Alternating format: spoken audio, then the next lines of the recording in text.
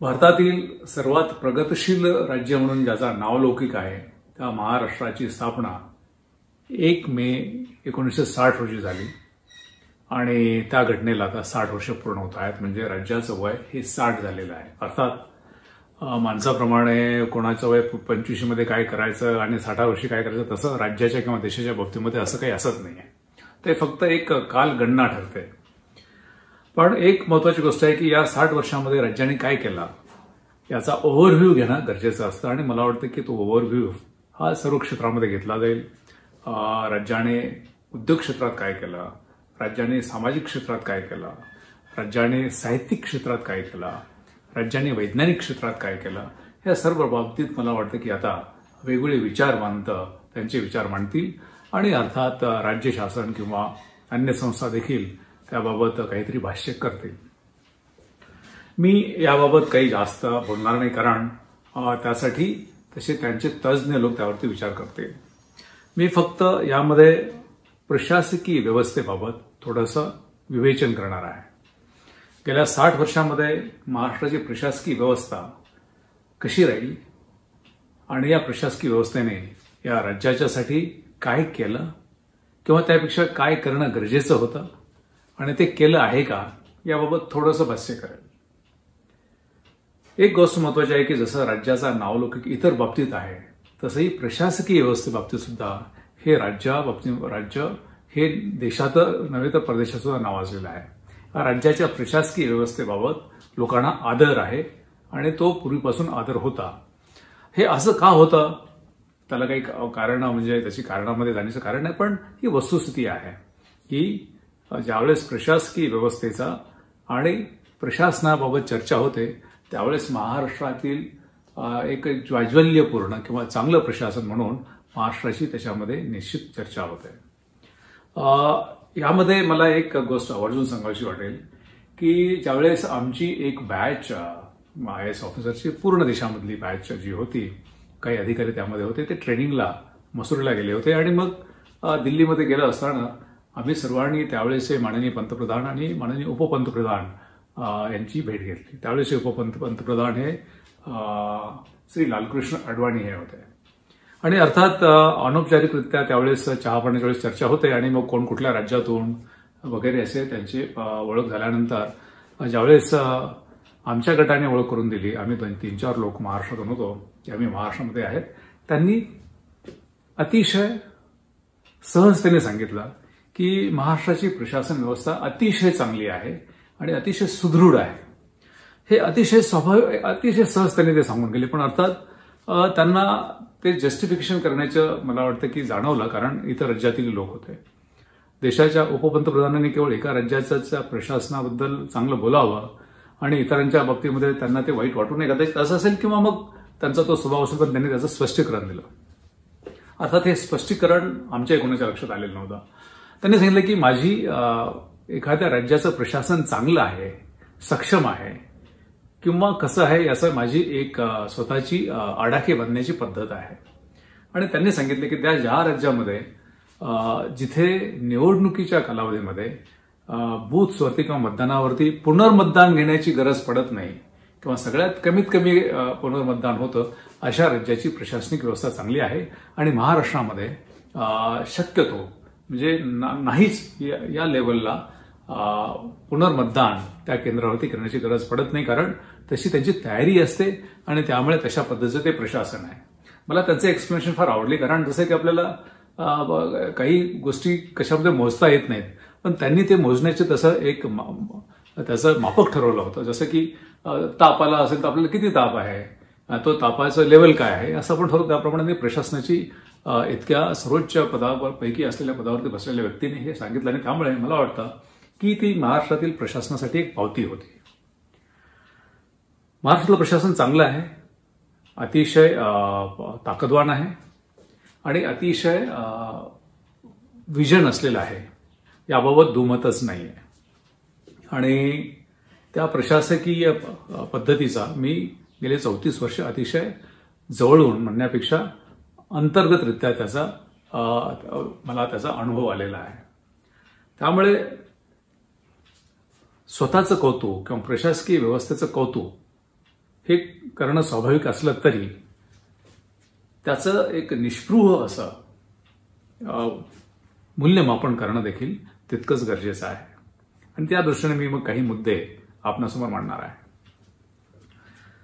राज्य हे सुदृढ करण्यामध्ये, सक्षम करण्यामध्ये, प्रगतशील करण्यामध्ये जसं राजकीय नेतृत्वाचा हात असतो तसाच प्रत्येकी प्रशासकीय नेतृत्वाची सुद्धा त्याला साथ असावी लागते. त्यामुळे राज्य सध्या कुठे आहे, त्याच्या ज्या स्तराला आहे त्याला जसे राजकीय नेतृत्व जबाबदार आहे तसंच त्याला प्रशासकीय नेतृत्व सुद्धा किंवा प्रशासकीय संपूर्ण नेटवर्किंग सुद्धा त्याला तितकं जबाबदार आहे. महाराष्ट्राचा जर विचार करायचा झाला तर देशातील सर्वात जास्त स्टेट ग्रॉस डोमेस्टिक प्रॉडक्ट म्हणजे राज्याचं सकल उत्पादन आपण बघितलं, महाराष्ट्र देशामध्ये नंबर 1 आहे. तामिळनाडू जरी नंबर 2 वरती असला तरी त्या उत्पन्नाच्या बाबतीमध्ये तो बराच खाली आहे. तसंच जर आपण इतर देशाशी कम्पॅरिझन करायचे जर म्हटला तर आपला नंबर हा याच्याप्रमाणे जर देशाच्या इतर देशांच्या जीडीपी बद्दल करायचं जर झाला तर अर्थात त्या जीडीपी मोजण्याची पातळी वेगळी असली आहे. त्यामुळे काही वेळेस तो नायजेरियापेक्षा तो आपलं जीडीपी जास्त आहे किंवा मग थायलंडपेक्षा आपला जीडीपी जास्त होतो. पण एक आहे त्या प्रगत राष्ट्रापेक्षाही आपला जीडीपी हा जास्त आहे. त्यामुळे हे खरं म्हणजे एक अभिमानाची गोष्ट आहे की आपण हा जीडीपी इतका उच्च पातळीवरती नेऊन ठेवलेला आहे. आणि मग अर्थात इतर राज्य सुद्धा त्या कॉम्पिटिशनमध्ये असले तरी आपल्या जवळपास पुढे येऊ शकत नाही. त्यानंतर जे काही सामाजिक असे फॅक्टर्स असतात की लिटरसी असेल, आरोग्याच्या बाबतीमध्ये असेल किंवा आपल्या इतर काही जे पॅरामीटर्स असतात की जसं की बालमृत्यूचं प्रमाण असेल, या बऱ्याचशा बाबतीमध्ये आपण वर आहोत. अर्थात त्याच्या सगळ्यात जास्त सामाजिक पॅरामीटर्समध्ये केरळ सगळ्यात वरती आहे. पण ओव्हरऑल जर बघितलं तर आपण एक आधुनिकतेकडे गेलेलं स्टेट आहे, सगळ्यात जास्त औद्योगिकीकरण झालेलं स्टेट आहे, सगळ्यात जास्त फॉरेन डायरेक्ट इन्व्हेस्टमेंट येणारं राज्य आहे. कारण फॉरेन डायरेक्ट इन्व्हेस्टमेंट येते म्हणजे तिथे तसं इन्व्हेस्टमेंट करण्यासाठी सुविधा आहेत किंवा शांतता आहे किंवा तसं वातावरण आहे म्हणूनच फॉरेन डायरेक्ट इन्व्हेस्टमेंट येते. म्हणून हे राज्य तसं एक प्रगतिशील आहे आणि एका विकसित झालेल्या राष्ट्रांच्या पंगतीमध्ये जाण्यासाठी जाऊन बसण्यासाठी तशा पद्धतीने हे डेव्हलप झालेले याबद्दल दुमत नाही. असं असलं तरी काही गोष्टी आपण लक्षात घेण्यासारख्या आहेत. आपला दरडोई जे उत्पन्न आहे पर कॅपिटल इन्कम हे आपल्यापेक्षा याच देशातील हरियाणा असेल किंवा मग तेलंगणा असेल किंवा मग तामिळनाडू असेल, कर्नाटक असेल, या राज्याचं दरडोई उत्पादन हे महाराष्ट्रापेक्षा जास्त आहे.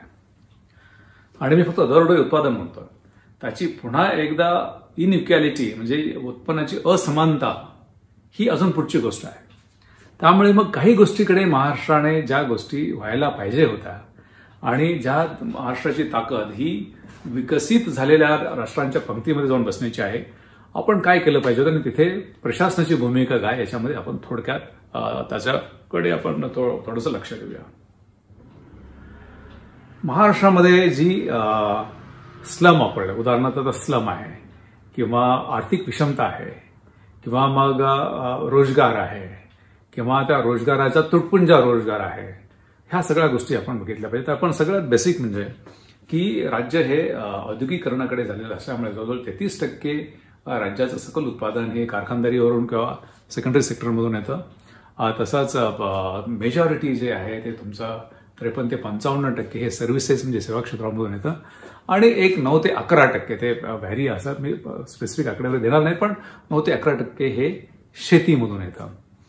आणि आजही शेतीवरती 50 ते 56% लोकसंख्या आहे ती प्रत्यक्ष किंवा अप्रत्यक्षरित्या त्याच्यावरती अवलंबून आहे.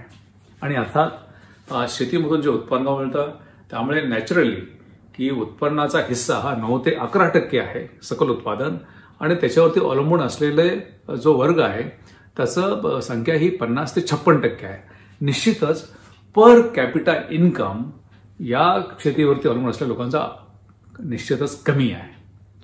आणि अर्थात मग याचे दृश्य परिणाम आपण बघतो की शेतकऱ्यांच्या आत्महत्या, कारण ही एकच रुपया खूप लोकांनी जर विभागून घेतला तर नॅचरली त्यांच्या वाट्याला फार कमी येतो. म्हणून कारखानदारी किंवा सेवा क्षेत्रापेक्षा शेती क्षेत्र हे तसं स्ट्रेस्ड इकॉनॉमी आहे, आर्थिक विषमता असलेली इकॉनॉमी आहे. अमेरिकेमध्ये फक्त 2% जीडीपी, 2% सकल उत्पादन हे शेतीवरून मधून येतं. बाकी 98% उत्पादन हे त्यांची कारखानदारी असेल किंवा सेवा क्षेत्र असेल यामधून येतं. त्यांच्या शेतीवरती अवलंबून असलेली लोकसंख्या फक्त 2% आहे. त्यामुळे त्यांचा जो अवलंबित्व आहे, शेतीवरती अवलंबित्व आहे ते तितकंच आहे, त्या सापेक्ष प्रमाणात आहे. त्यामुळे महाराष्ट्राचं जर तुम्हाला आपल्याला जागतिक प्रगतिक राष्ट्रामध्ये जाऊन बसायचं असेल तर मग ही जी विषमता आहे, सेक्टरल डिफरन्स आहे, की जसे की शेतीवरती मग आपलं 50 ते 56% लोकसंख्या अवलंबून जर असेल तर मग 50 ते 56% आपलं उत्पादन हे शेतीपासून आलं पाहिजे. किंवा मग जर आपलं सकल उत्पादन शेतीचं फक्त 9 ते 11% असेल तर मग त्याच्यावरती अवलंबून असलेली जनता, हे नागरिक हे फक्त 9 ते 11%च पाहिजेत. मला वाटतं हे न करण्यामध्ये, हे न होण्यामध्ये मग कुठेतरी नोकरशाही किंवा प्रशासनाचा मोठा त्याच्यामध्ये रोल आहे आणि हे त्यांचं फेल्युअर आहे, अयशस्वीता आहे.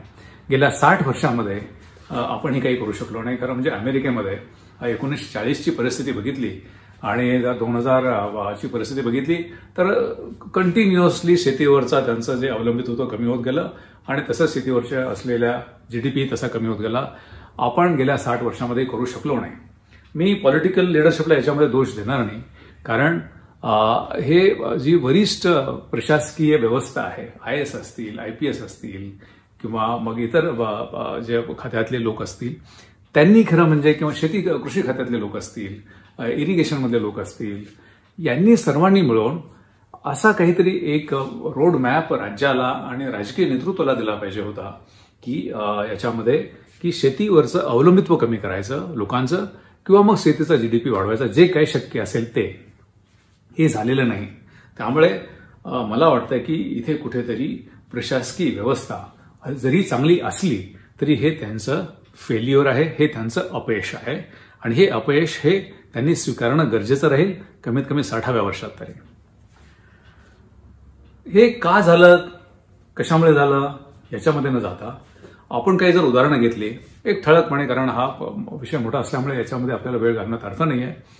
आपल्याकडे जे शेती मालाचं प्रोसेसिंग होतं, व्हेजिटेबल्स किंवा फ्रुट्सचं प्रोसेसिंग होतं, ते फक्त विशेषतः हॉर्टिकल्चर क्रॉपचं, की ते फक्त 3, 4, 5% प्रोसेसिंग असेल राज्याच्या 60व्या वर्षामध्ये. ब्राझीलमध्ये 70%, म्हणजे आपल्यासारखीच इकॉनॉमी आहे, म्हणजे महाराष्ट्राच्या सारखीच इकॉनॉमी आहे लेवलची. ते आपण जर बघितलं तर त्यांचं 70% फळभाज्या किंवा भाज्या आणि फ्रुट्स, फळं यांचं प्रोसेसिंग होतं आणि मग त्याच्यामध्ये ऍडिटिव्ह व्हॅल्यू होते आणि मग त्याच्यासाठी रिटर्न्स वाढले जातात आणि त्याचं मार्केटिंग व्यवस्थित होतं. त्याच्यामध्ये त्याचं प्रिझर्वेशन जास्त होतं. त्यामुळे असं काहीतरी करायला पाहिजे होतं की जेणेकरून एक तर शेतीमालाचा व्हॅल्यू वाढवला पाहिजे होता, प्रोसेसिंग वाढवलं पाहिजे होतं, पण असं काही झालेलं नाही. मला वाटतं की हे पहिलं फेल्युअर आहे की आपण एकतर शेतीवरचं अवलंबित्व कमी केलं नाही किंवा मग शेतीचं जे कॉन्ट्रीब्युशन टू जीडीपी आहे ते वाढवलेलं नाही. हे त्यांचं पहिलं फेल्युअर. दुसरं फेल्युअर म्हणजे की हे राज्य पुन्हा एकदा असं सांगितलं जातं की हे नागरीकरणामध्ये प्रचंड नागरीकरण होणारं राज्य आहे. खरं आहे की जिथे औद्योगिकरण जास्त असतं तिथे नागरीकरण सुद्धा जास्त प्रमाणामध्ये होतं. नागरीकरणाच्या बाबतीमध्ये राज्याला नागरीकरणाची काही अशी पॉलिसी आहे का, धोरण आहे का, याचा जर विचार केला तर गेल्या 60 वर्षांमध्ये आपण फार चांगलं जरी काम केलं असलं तर एक कॉम्प्रिहेन्सिव्ह असं नागरीकरणाचं धोरण, कायदा आहे त्याच्यासाठी, MRTP ऍक्ट आहे, बाकीचे महानगरपालिकांचे कायदे आहेत किंवा मग तुमच्या रिजनल डेव्हलपमेंट ऑथॉरिटीचे कायदे आहेत, सगळे आहेत. पण राज्याला नागरीकरणाच्या बाबतीमध्ये अमुक करायचं आहे, हे आमचं धोरण आहे. मला वाटतं की 60 वर्षांमध्ये आपण हे धोरण करू शकलो नाही. त्याचे दुष्परिणाम काय झालेले आहेत? एक तर देशामध्ये सगळ्यात जास्त कुटुंब किंवा सगळ्यात जास्त लोकसंख्या झोपडपट्टीत कुठे राहत असेल तर ती महाराष्ट्रामध्ये राहते आणि त्यानंतर मग अर्थात आंध्र, तेलंगणा या भागामध्ये त्याचा नंबर लागतो. पण हे सुद्धा डिव्हियस डिस्टिंक्शन आहे. हे म्हणजे काय, प्रगतशील देशासाठी, राज्यासाठी हे योग्य नाही आहे. मग हे कुठेतरी राज्याला नागरीकरणाची अशी पॉलिसी किंवा धोरण नसल्यामुळे हा एक भाग झाला. याच्यामध्ये खूप मोठ्या गोष्टी आहेत. आपण नियोजन हे फक्त की 20 वर्षांनी प्लॅन बदलायचा आणि मग त्याच्यामध्ये कुठे रिझर्वेशन टाकायचं आणि काय करायचं आणि किती FSI द्यायचं याच्यामध्ये अडकून पडलेलो आहोत. आणि त्याच्यामध्ये मग तसे अधिकारी व्हिजनचे तिथे आहेत का, की नागरीकरण जर करायचं असेल तर त्याच्यामध्ये मग ते अतिशय सिस्टमॅटिक झालं पाहिजे, त्याच्यामध्ये रोजगार कसा मिळाला पाहिजे, त्याच्यामध्ये आजूबाजूच्या शेतीवरती असलेले लोक कसे सामावून गेले पाहिजेत, त्याच्यासाठी पाणी तितकं व्यवस्थित आहे की नाही, किंवा ह्या सगळ्या गोष्टी आल्या पाहिजेत. खरं म्हणजे की आपल्याकडे पाण्याचा स्ट्रेस येणार आहे आणि ज्या अर्बन एरियामध्ये असं अनकंट्रोल्ड अर्बनायझेशन नागरीकरण सुरू झालेलं आहे, त्या नागरीकरणामुळे कदाचित पुढे जाऊन की इतका FSI आत्ताच अनलॉक झालेला आहे की त्याच्यामधून जे घरं बनतील त्या सगळ्या घरामध्ये जर लोक राहायला आले तर पाण्याची काय परिस्थिती होईल हे खरं म्हणजे की अतिशय भयानक चित्र आहे. पण आता तो सांगण्यासाठी तितकासा वेळ नाही, पण तो वेगळा विषय. पण इथे सुद्धा एक मेन फेल्युअर जर राज्यातील ब्युरोक्रेसीचं गेल्या 60 वर्षामध्ये असेल तर नागरीकरण ज्या पद्धतीने एक ऑक्टोपस सारखं झालेलं आहे की ते कशी शहरं बकालपणे वाढलेली आहे आणि काहीही चाललेलं आहे, त्याला प्रशासकीय नेतृत्व आणि प्रशासन जबाबदार आहेत. आणि मला वाटतं की त्यांचं 60 वर्षातलं दुसरं मोठं फेल्युअर आहे. आणखी एक फेल्युअर असं आहे की कायदे, मी फक्त उदाहरण म्हणून देतोय की कायद्याची सुदृढता महाराष्ट्रामध्ये खरं सगळ्यात चांगली आहे, पण काही कायदे बदलण्याची गरज होते. उदाहरण जर द्यायचं झालं तर देशातील जर आपण जर कोर्टामधील म्हणजे सर्वात खालच्या स्तराच्या कोर्टापासून सुप्रीम कोर्टापर्यंत जर कोर्टातील पेंडन्सी बघितली, केसेसची संख्या बघितली तर 66% केसेस, कोर्ट केसेस या जमिनीशी किंवा प्रॉपर्टीशी निगडीत आहेत आणि आता 10% मग फॅमिली मॅटर्स डिस्प्यूट याच्यासाठी असे 76% केसेस आहे आणि हे सगळ्यांना माहिती आहे, मी परत सांगण्याची काही गरज नाही. पण मग हे 66% केसेस जर जमिनीच्या डिस्प्यूट पासून होत असतील आणि गेल्या 60 वर्षामध्ये जर असं वाढतच असेल तर मला वाटतं मग कुठेतरी कोर्टाची संख्या वाढवणं किंवा मग ट्रायब्युनल तयार करणं यापेक्षा ह्या केसेस का तयार होतात हे प्रशासनानं खरं म्हणजे स्वतःचा इंट्रॉस्पेक्शन करायला पाहिजे होतं आणि त्याप्रमाणे कायदे बदल करायला पाहिजे होते. आणि तसं राजकीय नेतृत्वाला सांगायला पाहिजे होतं, कारण राजकीय नेतृत्वाला कोणीतरी असा ऍडवाइस देणं गरजेचं असतं की ह्या केसेस चा निकाल लवकर लावण्यासाठी कोर्ट जास्त करायचे का केसेसच तयार होऊ नयेत म्हणून काही प्रशासकीय व्यवस्था करायला. मला वाटतं की महसूल कायदा किंवा त्याच्यासाठी जमिनीसाठी असलेले कायदे हे इतके फॉल्टी आहेत की गेल्या 60 वर्षामध्ये प्रशासनाचे जे मेजर अपयश आहेत, मेजर फेल्युअर जे आहेत त्याच्यापैकी एक महत्वाचा फेल्युअर असा आहे की हे अतिशय भुसभुसीत स्वरूपाचे कसेही वाकवता येतील, ज्याच्यामधून ताबडतोब डिस्प्यूट्स तयार होऊ शकतील असे कायदे आहेत. आणि हे कायदे सुदृढ करण्याच्या दृष्टीने, अतिशय सुटसुटीत करण्याच्या दृष्टीने, त्याच्यामधून डिस्प्यूट होणार नाहीत असे करण्यामध्ये हे प्रशासन गेल्या 60 वर्षामध्ये फेल ठरलेलं आहे. त्यामुळे मला वाटतं की ईज ऑफ डुईंग बिझनेस असेल तर तुमचे जमिनीचे कायदे चांगले असावे लागतात.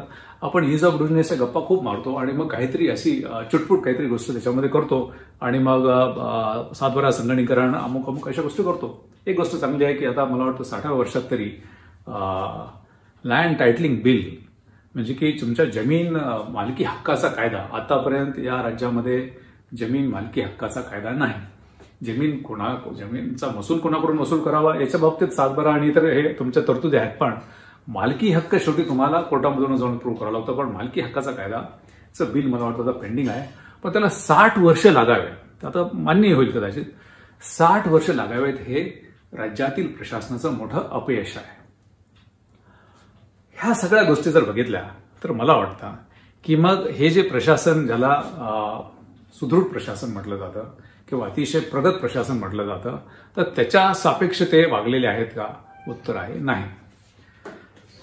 प्रशासनाची मी आणखी एक बाजू दाखवणार आहे, फक्त 2 उदाहरणं देऊन, आणि ते मी अनुभवलेले आहेत म्हणून सांगतो की कायदे, आता जसं सांगितलं की महसूल खात्याचे कायदे नसल्यामुळे मग अशा केसेस तयार होऊन मग सगळे डिस्प्यूट्स तयार होतात आणि मग बऱ्याचशा गोष्टी त्याच्यापासून होतात, सामाजिक शांती भंग पावते. पण जिथे कायदे आहेत, पार्लमेंटने किंवा असेंब्लीने किंवा राजकीय नेतृत्वाने अतिशय चांगले कायदे ठरवून दिलेले आहेत, पण त्याची अंमलबजावणी केवळ आणि केवळ प्रशासनाकडे असते, तिथे त्यांचं फेल्युअर आहे. उदाहरण, अन्न आणि औषध प्रशासनामध्ये औषधांच्या बाबतीमध्ये अतिशय चांगले कायदे आहेत. तो 1940चा कायदा आहे, पण मी बघितलं की 2011 पर्यंत याच्यातल्या ज्या तरतुदी आहेत, ज्या सामान्य माणसासाठी आहेत, त्या प्रशासनाने गेल्या 60-70 वर्षामध्ये त्याची अंमलबजावणीच केलेली नाही.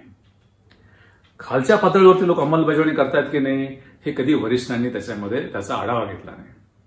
तसंच परिवहन विभागामध्ये, ज्याला आपण आरटीओ म्हणून सगळ्यांना माहीत आहे, की त्याच्यामध्ये हे सगळा परिवहन विभाग हा एजंटांच्या कह्यामध्ये गेलेला आहे.